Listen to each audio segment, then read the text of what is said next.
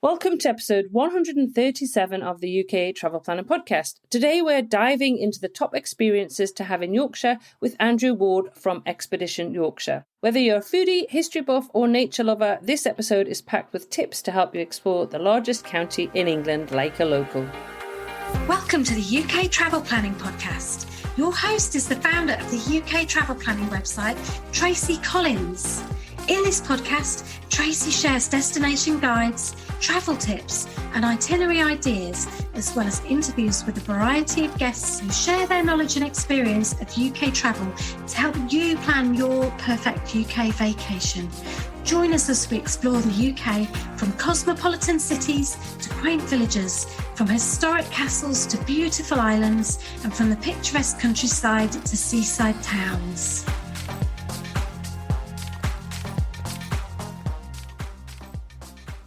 Hi, this week I'm thrilled to welcome Andrew Ward back to the podcast. Andrew previously joined us on episode 64 to talk about his incredible tour company, Expedition Yorkshire, and today he's here to share his top 5 experiences for visitors to Yorkshire. For those who haven't listened to episode 64, Andrew, could you start by introducing yourself and your company, Expedition Yorkshire, for listeners who may not know you yet? Hello, yes. I'm Andrew, and Tracy, I just want to say, first of all, very, very happy New Year, and thank you very, very much for inviting me back. You must be a glutton for punishment. I don't normally get invited back anywhere, so thank you very much. So I have been a tour guide in different parts of England and sometimes the world for lots and lots of years now, and 3 years ago, I started Expedition Yorkshire, which basically we do exclusive private tours all over Yorkshire, the north of England, up to southern Scotland at the moment, and a little bit beyond. Ooh, excited. Yes. Excited. Yeah, and if people harangue me hard enough, we kind of go anywhere. Wow. Okay. Well, yeah, and I will put a link to that episode of the podcast, because in that one you talk a lot about the company and how to book and everything like that. But we will include a link to that. So because I would urge everybody to also listen to that episode where Andrew talks in a lot of detail about Expedition Yorkshire and his love for Yorkshire, which brings me perfectly into the pivot, Andrew, of because you're not from Yorkshire. No, I'm and not. Any British person listening is going to know that, because they're going to pick that up from your accent. But not necessarily everybody that listens to the podcast will know that. But you're not from Yorkshire. However, see, that for me tells me the fact that you have moved to Yorkshire tells me there's something special and lovely about that county. And I know that there is, for sure, even though I don't live there. But I wanted to share with our listeners what it is about Yorkshire. What is so special about it? Well, first of all, just if I may just meet you, your first part about not being from Yorkshire. Yep. I think many of your listeners will know that converts are normally the most extreme, right? So if you've converted, that you're really onto the thing that you're onto.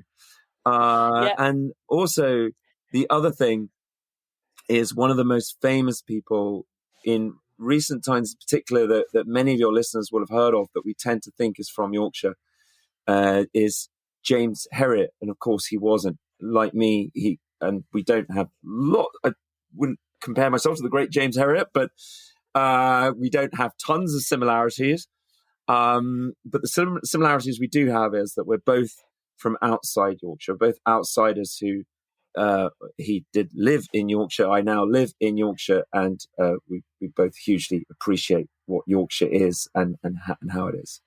And it's also it's the largest county in England. I think that's a useful thing to say as well, because I think people don't necessarily realise just how big Yorkshire is. That's right. So Yorkshire is larger than 5,200 square miles. Now, if you're one of our very, very lovely listeners in the United States or Canada or Australia,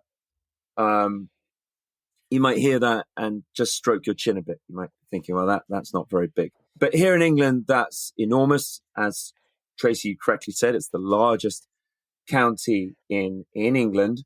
But even if you were stroking your chin thinking, well, that's just, a country park in our I don't know, in Ohio or something. It's nothing. It's a very small The thing that will amaze you is the extraordinary variety of scenery in Yorkshire. There is so many different sceneries and landscapes within that 5,200 square miles. There are different accents as well. So there's different, huge differences in both human geography and physical geography. And I think if you're visiting England, you're visiting the UK, you're visiting Great Britain, they're not the same, by the way. We'll learn about that on the tour. But if you're coming to visit these islands in the Northeast Atlantic on your next holiday, and I sincerely hope you do, if you're not visiting Yorkshire, you've got to ask yourself why, because it's the largest county. And wouldn't it be weird to go on holiday somewhere and miss out the largest, most diverse in terms of scenery? That would be crazy. That would be certifiable. So make sure you come and see Yorkshire. It's a very special place. It has 3 national parks. It has the Yorkshire Dales, the North York Moors, and it has the Peak District. Cumulatively, that means over 2,000 square miles of national park, which is really quite something. If you just think about that for a moment. It has amazing cities. So it's got York. I'm very biased about York because I live here. It's very old and it's beautiful and it looks like sort of Charles Dickens and Harry Potter and all those things rolled into one. But it's also got cities like Leeds, which are not just commercially very important. Leeds is a fascinating place with a deep and wonderful soul to it. And then you've got Sheffield, which is another great city, a great industrial heritage, a fascinating place. You've got Hull by the sea, which I love Hull, by the Humber Estuary, very, very dramatic place, has a real charisma to it. And then you've got Bradford as well. And Bradford, I can't leave out, and I won't leave out, not just because originally I actually studied there at the university. People often overlook it. I've heard people say things which aren't entirely positive, but I don't understand why. It's a fascinating place. And this year, it is England's city of culture. So, and I've taken tourists there and they've absolutely loved it for reasons we might talk about later on.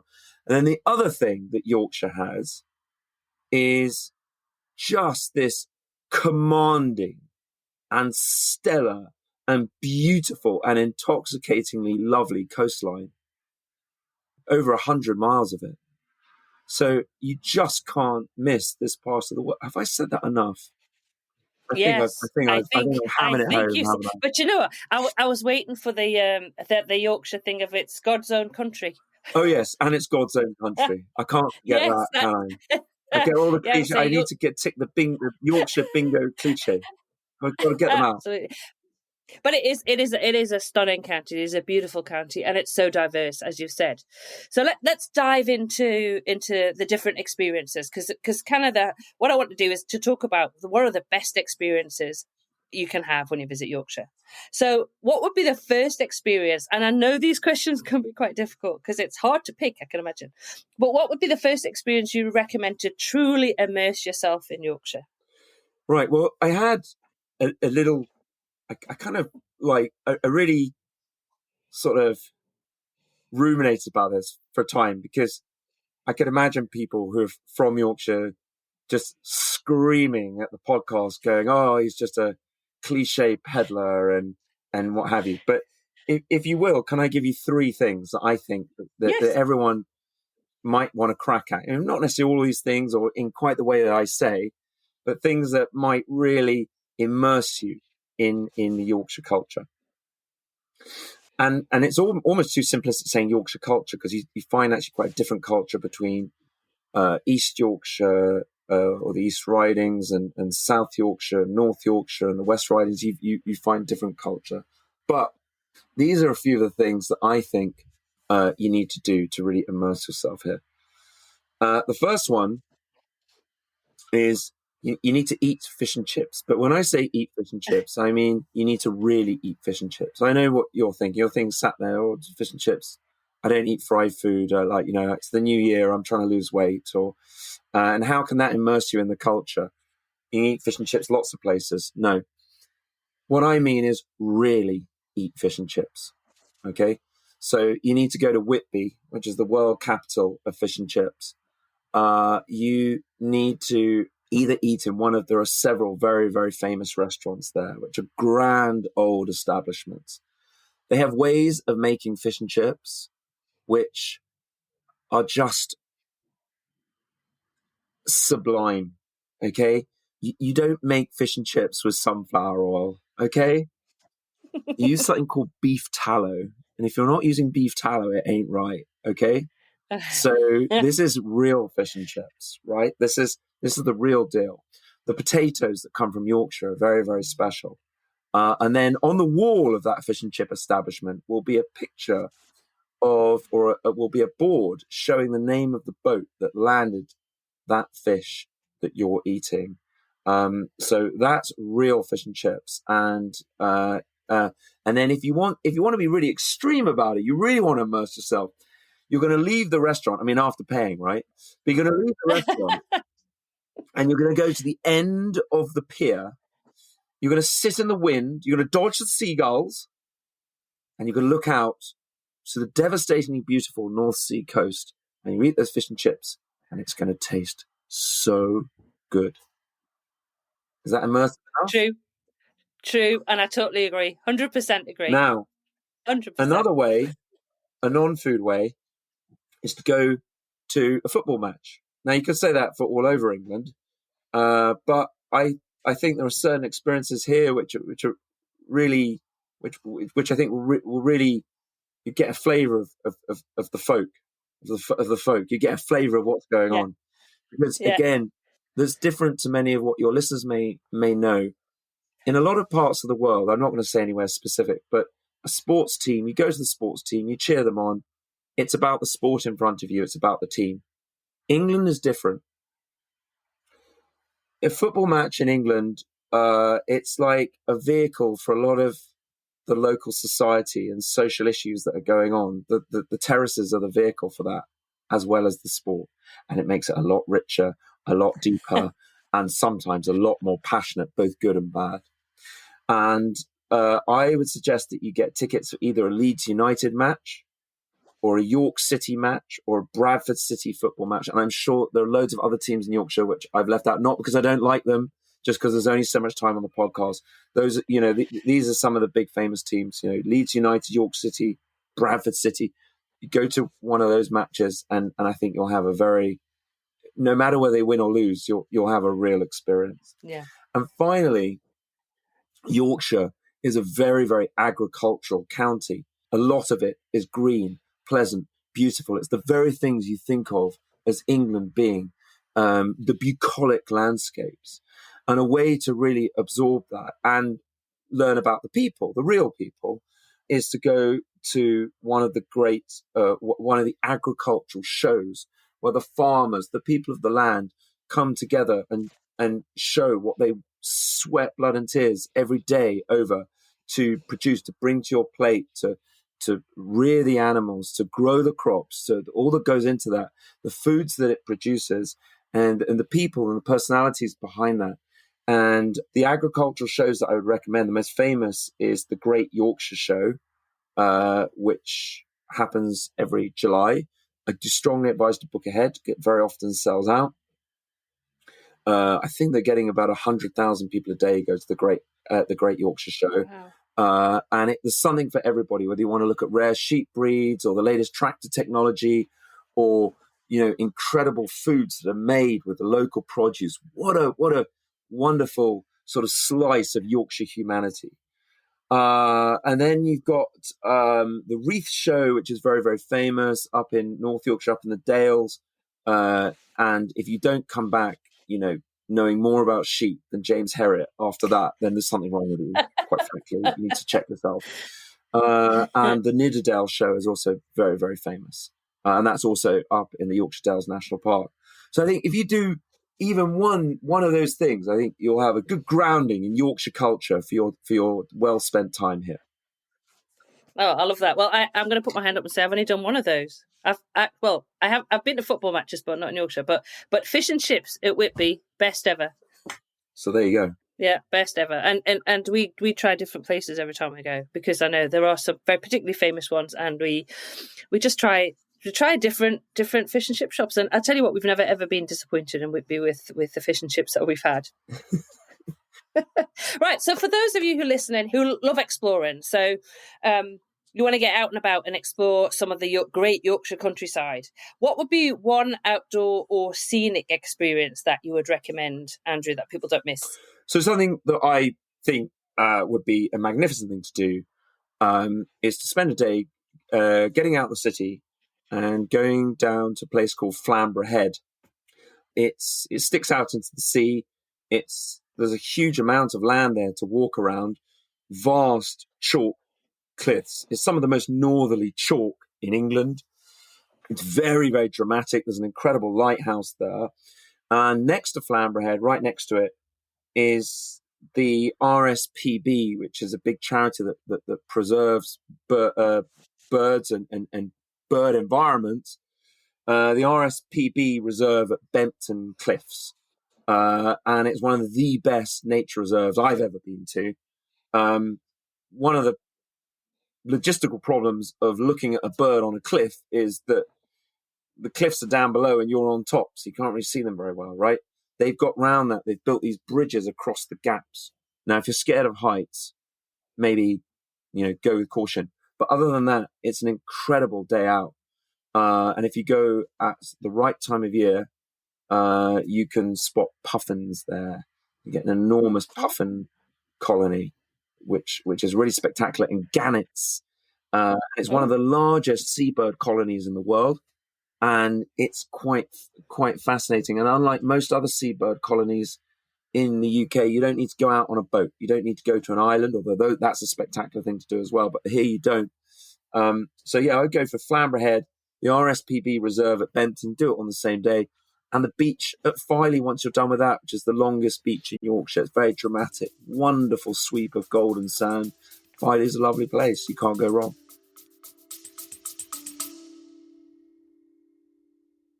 The purpose of this podcast really is to highlight living here in Spain and to cover what we decided is really what we're passionate about: food, fashion, and fun places. Absolutely. That either we have visited or are going to visit. We are going to be going to Madrid very soon. Mm-hmm. We're going to be exploring the brand Loewe. We'll be exploring a little more about the Costa Blanca. Won't reveal exactly where in the Costa Blanca just yet. I get excited about those things. So I thought, wow, I really want to share it with other people.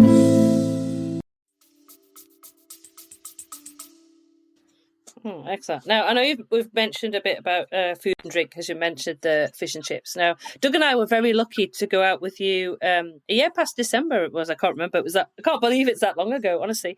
And we did a visit over to the Yorkshire Moors, and we had a fantastic visit to a gin distillery, which was amazing, and thoroughly enjoyed that. So I know, I'm hoping you're going to mention that, but what other kind of food and drink experiences would you recommend to have in Yorkshire? And you know what, I just know people listen to this podcast and go, Yorkshire puddings? Shouldn't we have Yorkshire puddings? So your listeners are very, very well informed people, and I will definitely say Yorkshire puddings, but I'm sure they already knew that. For those who don't know about Yorkshire puddings, they are sent from the gods, done well. Anyway, they're kind of like a 3D pancake. That's the way I describe them. Yeah. And they are simply wonderful. And there's a company in York actually that wraps them up with a full Yorkshire dinner in one wrap of a Yorkshire pudding. And I mean, your life is complete, right? But there's some other things in Yorkshire. Yorkshire's food scene, because I don't think a lot of people don't like to go on places to holiday where there's not lots of delicious food. And Yorkshire really has wonderful food. The ingredients here are very, very good because the nature of the farming here is very, very good. So we have excellent ingredients in Yorkshire. And one of the things that Yorkshire's certainly, I would say famous for, certainly amongst high-end chefs. Yorkshire actually has a particular ingredient, which really has to kind of come from Yorkshire, which is something called forced rhubarb. And rhubarb is very famous from Yorkshire, and forced rhubarb is shipped all over the world in season. It's the finest form of rhubarb, and you'll find it served up in some of the finest restaurants in the world. And most of the rhubarb in the world is grown in Yorkshire. And forced rhubarb is the Rolls Royce of rhubarb. Okay. Now, it doesn't sound very politically correct, forced rhubarb. But luckily, you're still allowed to force. I can't say that. Forced rhubarb. What's forced rhubarb? Forced rhubarb is rhubarb that's grown traditionally in sheds in the dark, and it's picked by candlelight, which sounds so romantic. And the reason why is because any light causes photosynthesis in the rhubarb that makes a bitterer flavor almost immediately. So the whole thing is harvested by candlelight in these sheds. The sheds are kept warm with coal traditionally, and that's forced rhubarb. And it's particularly red on the outside, particularly white on the inside, has a particularly delicate and gorgeous flavor. If you're not familiar with rhubarb, it can be cooked and presented in lots of different ways and makes the most exquisite dessert. And you can also have it as a savory dish as well. And it's such a celebrated thing that there is the Wakefield Rhubarb Festival. And you won't find it anywhere else in the world. And you'll find chefs coming from everywhere doing exquisite and extraordinary things with rhubarb. So look up the Wakefield Rhubarb Festival. I had no idea. I had literally no idea. In the spring, and then you've also got the Malton Food Festival, which isn't too far from York, which has become pretty famous.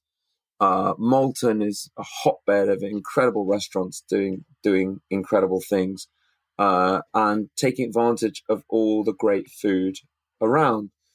And I think it's worth mentioning that Yorkshire is home to some really special restaurants these days. And there are obviously some, I'm just giving you little clues, and then you can look them up after the show.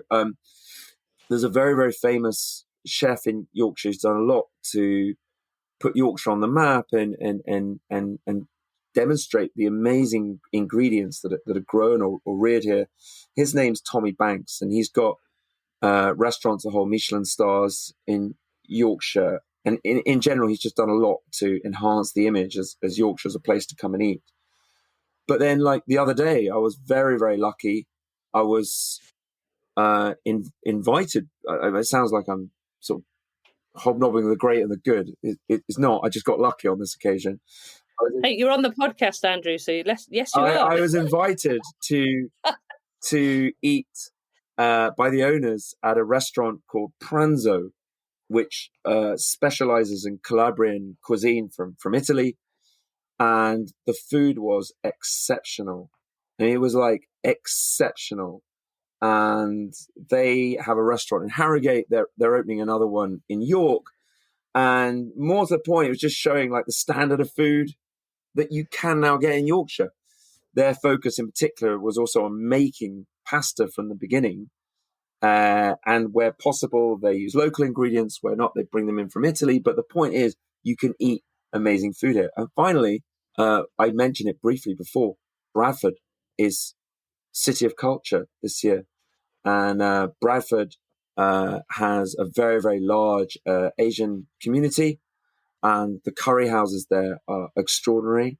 Some of the food that they're turning out is world class. There's no two ways about it.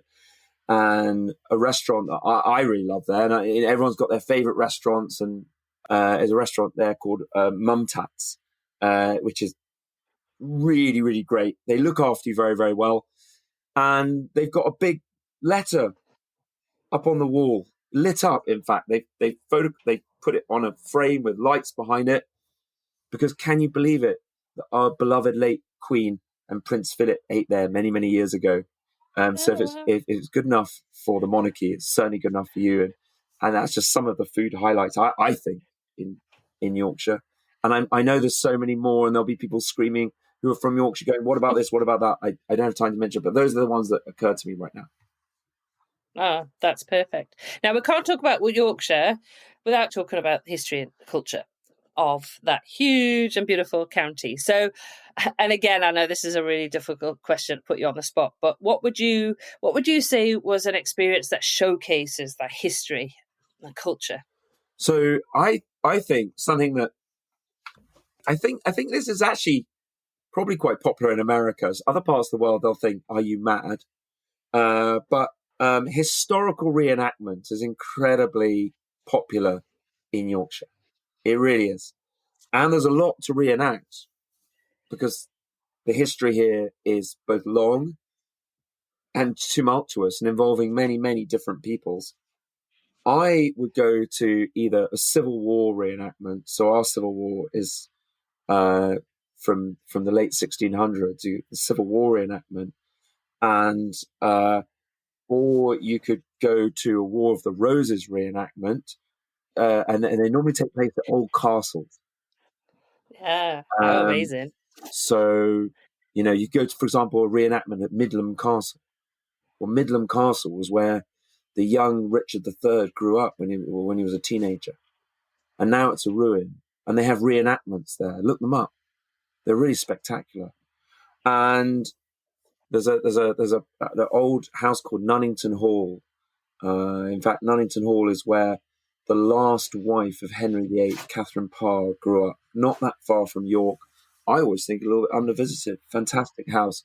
They have in the summer months they have some Civil War reenactments that take place there, and just not only the characters that people play, but the characters that take part. You have to see it to believe it. If people go on our Instagram, can I mention that? On the Expedition Yorkshire Instagram from a while back, I met somebody on one of our tours from the Medieval Society who'd crafted his own bow and arrows in the exact way that they did in the 12th century. And that was his passion, was 12th century bow and arrows and making them and then dressing in all the clothes. And they take place in a medieval weekend up at Bolton Castle, which is incredible. So, and then we can focus on the more recent history. In Grassington, famous for all creatures great and small, of course, they have a late 1930s, early 1940s weekend, a World War II recreation, which is really spectacular every year. It was really spectacular. Well, I'll have to look up the dates of these and add them in the show notes because they sound absolutely fascinating. So what about hidden gems? Because we always get asked about hidden gems. What would you say would be the lesser known experience or hidden gem that you would recommend in Yorkshire? So there's a couple. The first, this really melds together both Yorkshire's fascinating social history and also its geological history, is mining.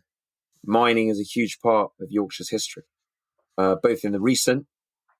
Some of your listeners may know about the miners' strikes of the 1980s and all the social upheaval that brought.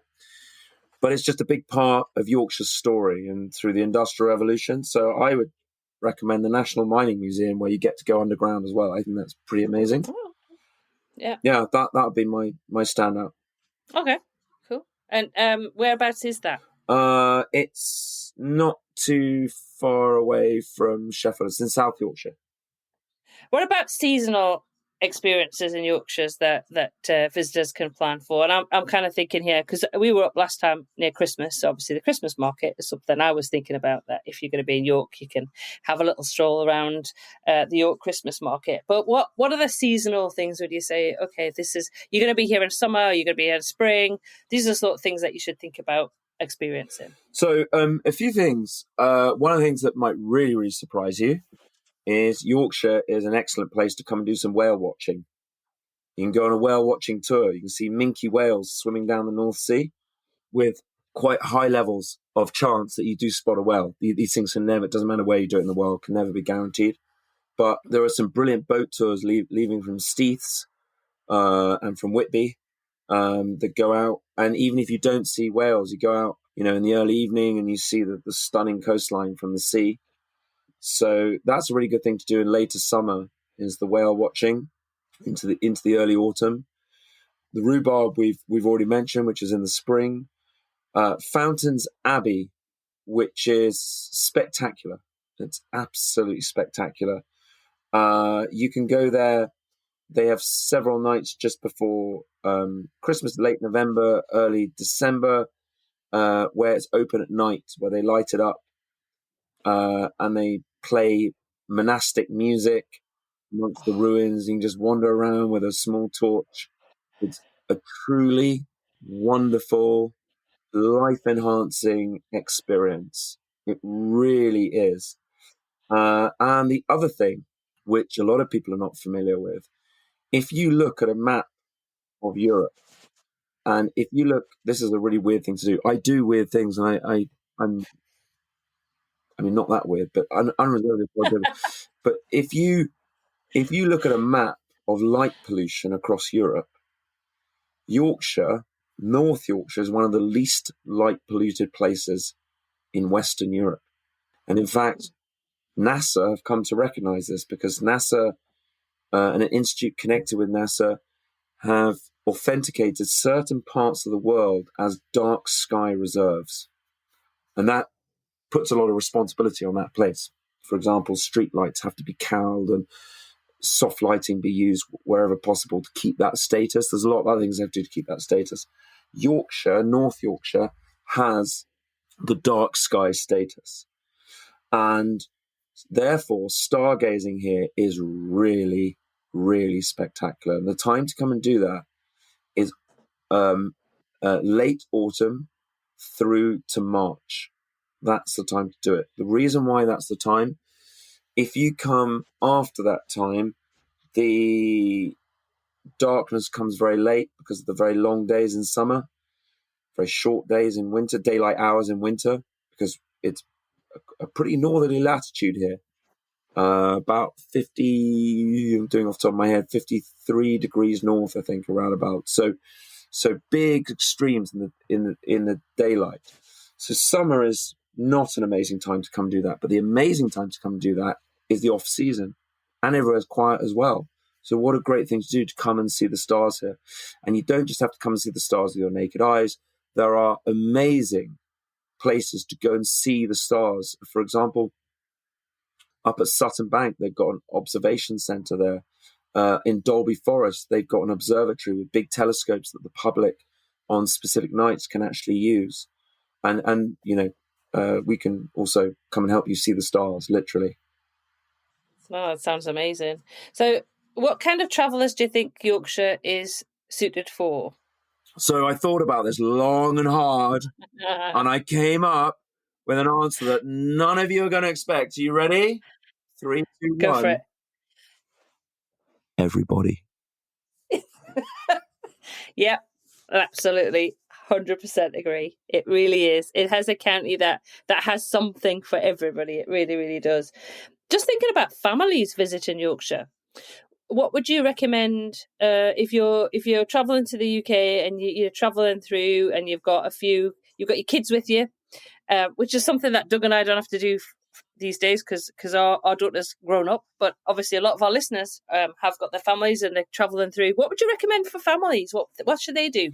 So as a general point, I mean, I think a great day out for a family, particularly if you've got young children. I have very, very young children, so everyone's looking at like the famous old church. I'm not. I'm looking at the playground. The better the playground, the better the day that I'm going to have. Sorry if that sounds flippant, but it's pretty important when you've got young children to have. So that is really important. I was going to ask you because I'm thinking about if you go obviously to some of the kind of famous and well-known places, like some of the houses, and I guess a lot of these places now have really good playgrounds. They've kind of realised that they need to include something for the little kids so they can have a bit of a run around in the day. As a general point, if you go to a property that is run by the National Trust, look them up. The National Trust, that is Britain's gift to the world, the National Trust. It's an amazing, amazing institution. If you go to a property that's looked after by the National Trust, there will always be an amazing playground and a great cafe. Yeah. And good toilet facilities. All of your children needs are taken care of right there. Also, if the weather's even halfway reasonable, and kind of even if it's not, a day out at the seaside. And that doesn't have to be Whitby. I mean, Whitby's amazing. But other ideas are, for example, Bridlington. Bridlington's not talked about as much. Great beach. And if you go at the right time of year, there's a kite festival there, which overlooks the sea. We took our children there last year, and it was really one of the most special days that we had as a family in 2024. Oh, that's lovely. So what about solo travellers or couples visiting Yorkshire? What would you recommend? I think solo traveling, I think if you're physically fit, and you're looking for that isolation, that time to think, Yorkshire has some extraordinarily wonderful long distance walks. These are walks where you can do a few miles each day, stay in a hotel or an inn, like it's like a pub with bedrooms in the evening. There's like the Cleveland Way, which is a very well marked walk, would be a good example. And again, it gives you a real sense of the county. Or the Yorkshire Wolds Way. Again, you could pick one of those walks. You don't need to walk all of it. You know, you get like the tough guys are doing that, 110 miles. You might just pick out a 15-mile pretty stretch that goes through. If you look at your maps at home where it says AONB, Area of Outstanding Natural Beauty, which I think has just been rebranded as National Landscapes, they now called. But on your map, I mean, the maps are still all printed AONB. You pick out a 10 or 20 mile or whatever you're capable of. Maybe you just want to do it for a day, but that the paths are very well marked. For those of you coming from parts of the world where you're not just allowed to walk across land, England is amazing for that. You can walk for miles here uninterrupted. Nobody's going to shout at you or anything like that if you get it slightly wrong. Golf course a bit. You're absolutely free to walk in many spots here. And there are well marked rights of way, and you can have a wonderful, peaceful day to yourself, and it's a really nice way to pass life. I love that. Yeah, good time to reflect and enjoy. Yeah, be in the moment. Yeah, mm-hmm. And then for couples, is that for couples? Yeah. So I think Yorkshire is intrinsically romantic. Okay, there's loads of places here with no crowds that are kind of, you can just hide away. There are 26, I think, dales or valleys in the Yorkshire Dales National Park. You've got over 900 square miles of the park. That's a lot of places to be romantic and hide away. And there are a good number of exquisite hotels, and I mean exquisite, which either you can go for simple exquisite, the rustic charm, or ones which have, the full spa and the swimming pool and all the lovely bells and whistles. And some of those hotels, I kind of divide hotels into two halves. There are like luxury hotels where you stay there, but you're going to go out and explore. And there are others where are designed to just not leave. And Yorkshire has both. Wow. So what practical tips do you have for visitors planning to experience all of these highlights, I'd like to say, but it's going to be impossible unless you move to Yorkshire. But sure. to experience some of these highlights.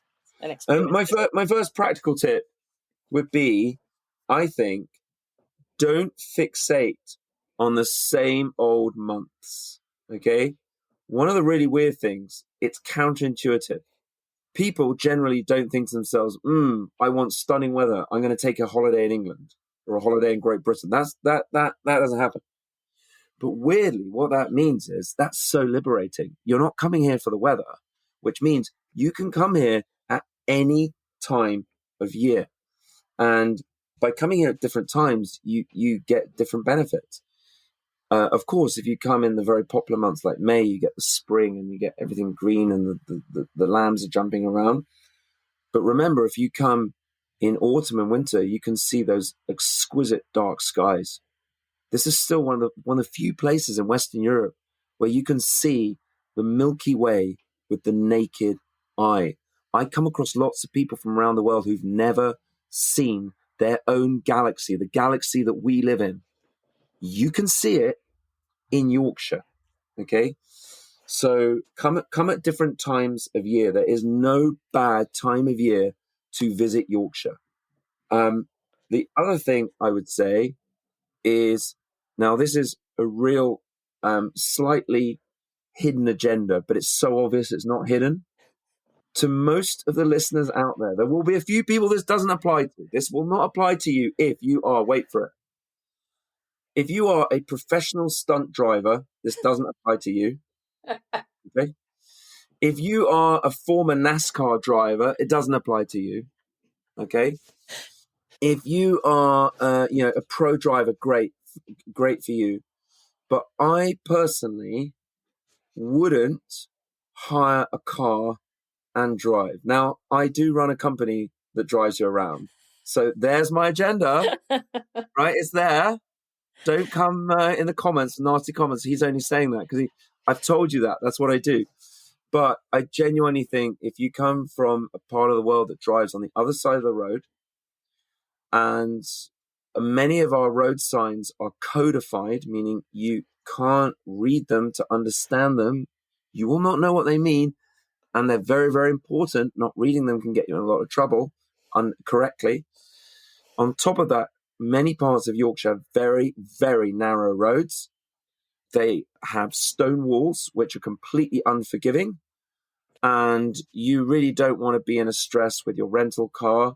And then we have many different types of fuel here. You might be putting the wrong fuel in that rental car. So I would personally say, if you can, let us take the strain. And also, I'm also going to say that if you're doing the driving, Andrew, if you're doing the driving, Andrew, you can sit back and enjoy the drive, because that's the thing. If one of you is driving, I don't know, with Doug and I, Doug tends to do the driving and I'm doing the navigating. So even though he's doing the driving, I'm doing the navigating. You're concentrating and you'd miss a lot of the beautiful things that you're driving exactly. Past. And I would also say that your holiday sometimes, and again, I'll say it again, your listeners are incredibly intelligent, but sometimes it's not appreciated that to wake up in the morning is expensive. You've had to get the flight over and the hotel, etc. So then when you start to hire a car, it becomes a very false economy, because most of that day is then just spent looking at the road ahead. Or at least one person in that car can only look at the road ahead. They can't drink. They have to do all the rest. And yeah, and more reasons to not drive when you're in the UK. Yeah. So I do want to ask you, and obviously I sent you some questions before we did the podcast, but I think it's a perfect opportunity, Andrew, for you to talk about how you do your tours, so they can be bespoke. Yeah. So anybody, if you're listening and going, I really fancy some of these experiences, then you need to contact Andrew, because he can design that. Just to explain, we do bespoke tours, right? There's no two ways about that. And if someone comes to me and they want to do this mad thing, we'll always consider it. But here's the great thing, and this is where we're a little bit different than other entities out there. You don't need to know anything, because that's kind of stressful as well. You know, you have to kind of know all these things that you don't need to. On our website, we have pre-designed tours, okay? So all you need to do is look at those pre-designed tours. Does it take your fancy? And if it does, then we do the rest of the hard work. We've designed these tours to show you the very, very best. We work very hard to make sure that you're not missing out on things. So if you are like me, I suffered terribly from, was it FOMO, fear of missing out. You won't have FOMO, because you'll know that when I founded the company, I actually drove more than 5,400 miles of research. Okay. Now, if you want to know how far 5,400 miles is, then my lovely wife, Jo, is American. She comes from Ohio. That means I drove from my front door, if it was a straight line, all the way to Ohio and then a bit further. Okay. Wow. And I did that in research so that you don't have to know those things. All you need to do is pick out the tours. Now, if there is something very specific that I've mentioned today that you want to do, get in contact us. We may be able to coordinate it. Okay. We may be able to put it together for you as well. Yeah. Perfect. That's great, Andrew. We'll put a link to Expedition Yorkshire in the show notes, as always, anyway. So, Andrew, one thing I did want to talk to you about, one type of tour that you offer, which is incredibly popular, are your transfer tours. And I know that you do the York-Edinburgh. We'll chat about that. And also you've now doing a London-York vice versa. So would you like to just chat about those transfer tours? Because I just know that they will be of huge interest. Thank you. Yes. So our transfer tours are proven to be pretty popular. And we've already now for a couple of years run York, Edinburgh, or Edinburgh, York. We run all our transfer tours in both directions.